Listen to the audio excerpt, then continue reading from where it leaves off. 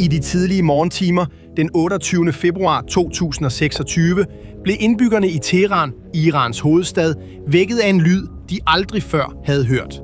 Det var ikke fyrværkeri, det var ikke en sirenetest, det var lyden af en af det 21. århundredes største militæroperationer, der blev udført lige over deres hoveder.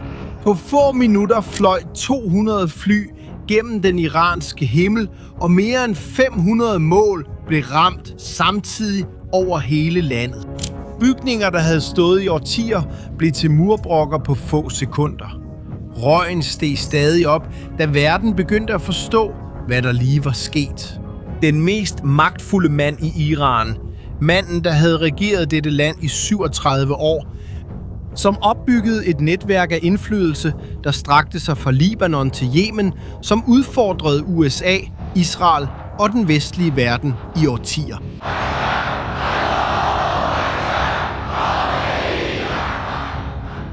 Var død. Og her er detaljen, som de fleste nyheder ikke fortæller rigtigt. Iran var i gang med at forhandle fred i den sag. Nu klokken 2:13 har USA og Iran torsdag gennemført endnu en runde forhandlinger om det iranske atomprogram. Eliseo Cayetano kommer nu live direkte fra Miami. Eliseo, men det ser ud til, at USA allerede har besluttet en form for angreb mod Iran. Er det rigtigt? 2 dage før angrebene erklærede en mailer offentligt, at en aftale var inden for rækkevidde, og 2 dage senere mistede regimet alt. Det var ikke en tilfældighed. Iran gravede sin egen grav, og denne video vil forklare hvordan.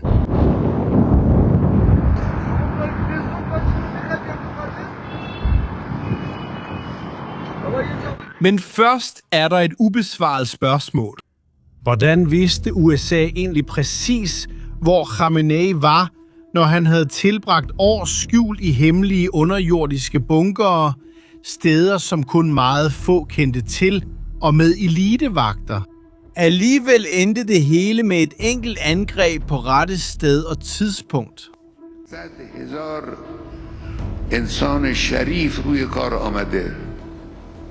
Det, der skete bag kulisserne i denne operation, er en af de mest ekstraordinære historier i moderne militærhistorie.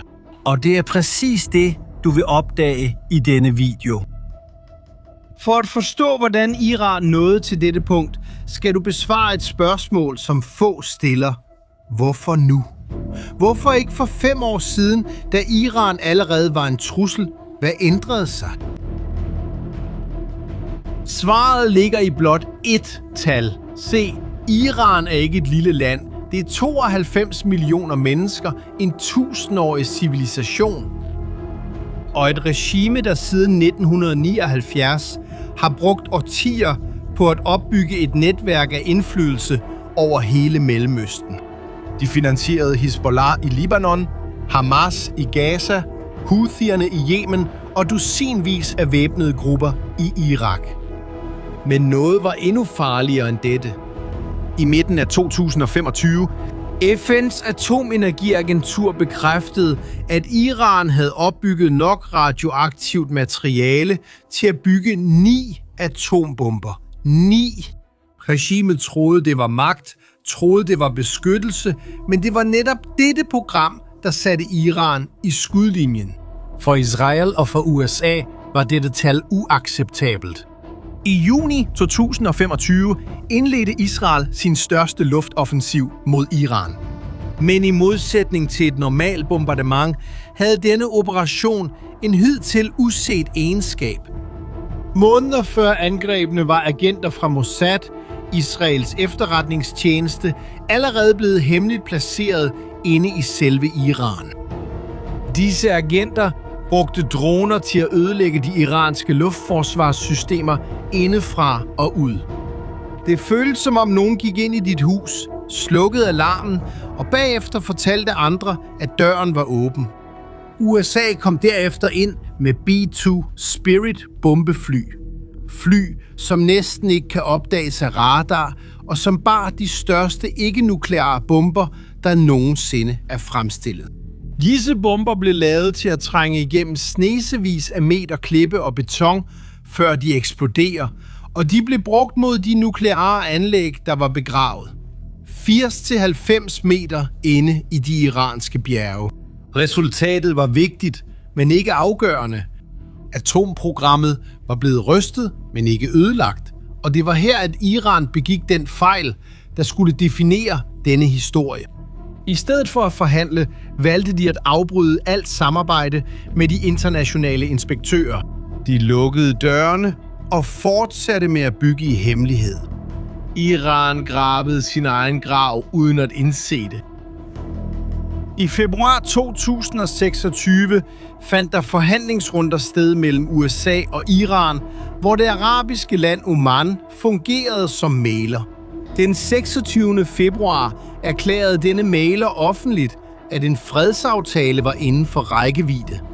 Verden åndede lettet op, men 2 dage senere opdagede FN's atomenergiagentur noget, der ændrede alt. Iran havde gemt farligt nukleart materiale på en hemmelig base, som ikke var på officielle kort. Den var aldrig blevet erklæret og havde overlevet alle tidligere angreb uden skader. Mens Iran deltog i forhandlinger, byggede de i hemmelighed videre. Og nu sig mig, hvis du fandt ud af, at nogen snød dig lige i dit eget hjem, mens de lød som om de forhandlede i god tro, vil du så stadig forsøge at skabe fred, eller vil du reagere? Fortæl mig det i kommentarerne. Det var der, Iran dømte sig selv. Næste morgen begyndte angrebene. Nu vender vi tilbage til det centrale spørgsmål. Hvordan vidste USA og Israel præcis, hvor Khamenei var? Khamenei levede med en ekstrem frygt for sin sikkerhed. I måneder havde der været oplysninger om, at han skjulte sig i et hemmeligt underjordisk tilflugtssted. Han viste sig sjældent offentligt, men arbejdede tidligt den 28. februar på sit kontor i Beit Harbari-komplekset, den øverste leders officielle residens og regeringscenter i hjertet af Teheran. CIA fulgte hans bevægelser nøje, identificerede hans præcise placering og videregav denne information i realtid til det israelske luftvåben. Den israelske hærens talsmand bekræftede det senere.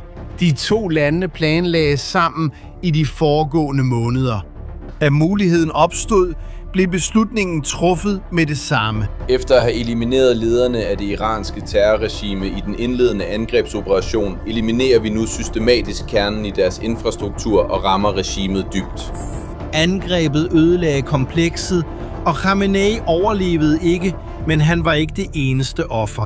Den israelske hær hævdede at have elimineret omkring 40 højtstående iranske ledere på få minutter, herunder øverstkommanderende for revolutionsgarden, forsvarsministeren og den højst rangerende general i den iranske hær.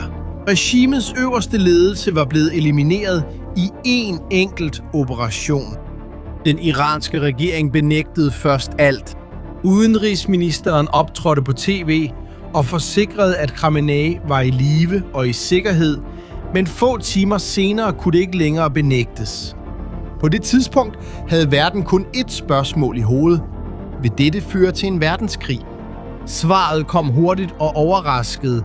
Iran reagerede straks. Iran affyrede hundredvis af missiler og droner mod Israel og mod amerikanske militærbaser i 6 lande i regionen. Lufthavnen i Abu Dhabi blev ramt, den i Dubai beskadiget, en amerikansk base i Katar blev angrebet, og 3 amerikanske soldater døde. Og så kom det hårdeste slag for verdensøkonomien. Okay. All right.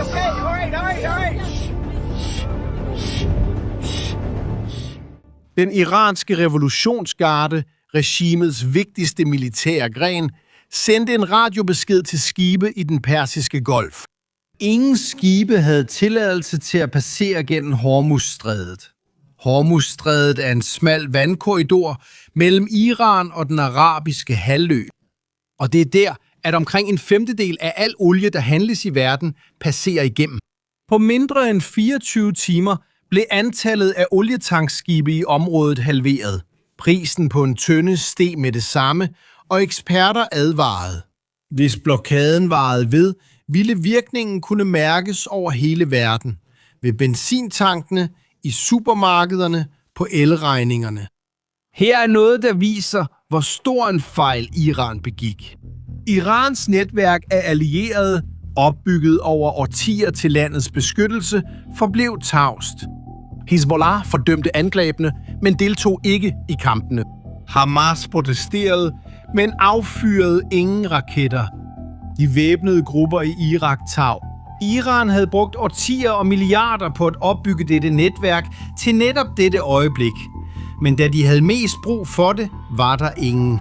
Og nu kommer vi til det spørgsmål, som alle stiller sig selv. Hvad sker der med Iran uden Khamenei? Det er ikke let at svare på, for Iran uden Khamenei kan ikke sammenlignes med en virksomhed, der blot skifter leder. Et helt land mangler nu den person, der i 37 år har formet alle politiske, militære og religiøse beslutninger. Nogle ting står allerede klart. Et midlertidigt råd har overtaget kontrollen, mens landet vælger den næste leder. De navne, der nævnes, er barnebarnet af revolutionens grundlægger, en tidligere parlamentsformand og Khameneis egen søn. Men det mest afslørende er ikke disse navne. På forudsigelsesmarkederne, platforme, hvor folk satser rigtige penge på, hvad der vil ske i verden, er den mulighed med størst sandsynlighed, helt op til 49%, ikke nogen kandidat. Det er selve enden på posten som øverste leder. Næsten halvdelen af analytikerne mener, at Iran kan komme ud af denne krise som et helt andet land. Men der er en magt, der vil afgøre landets fremtid mere end nogen religiøs eller politisk leder. Revolutions Garden. Den blev ikke oprettet for at forsvare landet mod fjender udefra, men netop for at forsvare revolutionen mod dem, der kunne udfordre den indefra. Med 190.000 soldater og et netværk af militser spredt ud over hele det iranske samfund, er den søjlen, der opretholder magten. Og som en amerikansk analytiker opsummerede det direkte, at fjerne Khamenei er ikke det samme som at fjerne regimet.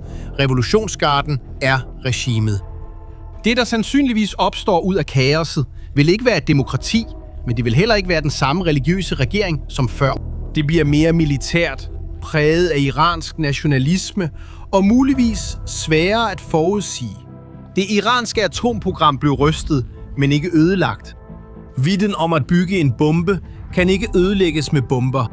En ny regering vil måske genoptage denne vej med endnu færre begrænsninger. Og vejen for diplomati blev lukket på den mest pludselige vis 2 dage efter, at en mægler sagde, at fred var inden for rækkevidde.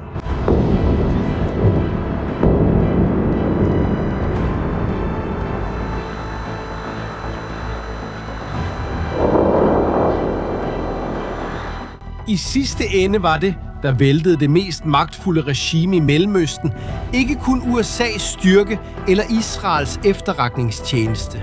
Det var det hul, som Iran selv gravede med sine hemmeligheder, med sit forræderi under forhandlingerne, med sit atomprogram skjult i bjergene. Et billede, der vil gå over i historien, besejlede det. Da det iranske stats-TV bekræftede Khameneis død, græd en vært direkte foran kameraerne. En mand, der har tilbragt hele sit liv i et system, der kræver absolut loyalitet over for regimet. Hans Eminence, Ayatollah Sayyid Ali Hosseini Khamenei, på vejen til at opretholde ophøjelsen af den hellige helligdom for den islamiske republik Iran. Grædende på landsdækkende tv, da han bekræftede, at dette regime havde mistet sit overhoved. Denne gråd sagde det, som ingen officiel erklæring kunne sige. Hvis du vil fortsætte med at følge, hvad der sker herefter, hvem der overtager magten, om atomprogrammet vil fortsætte, og hvad det betyder for resten af verden, så abonner på kanalen. Denne historie er langt fra slut.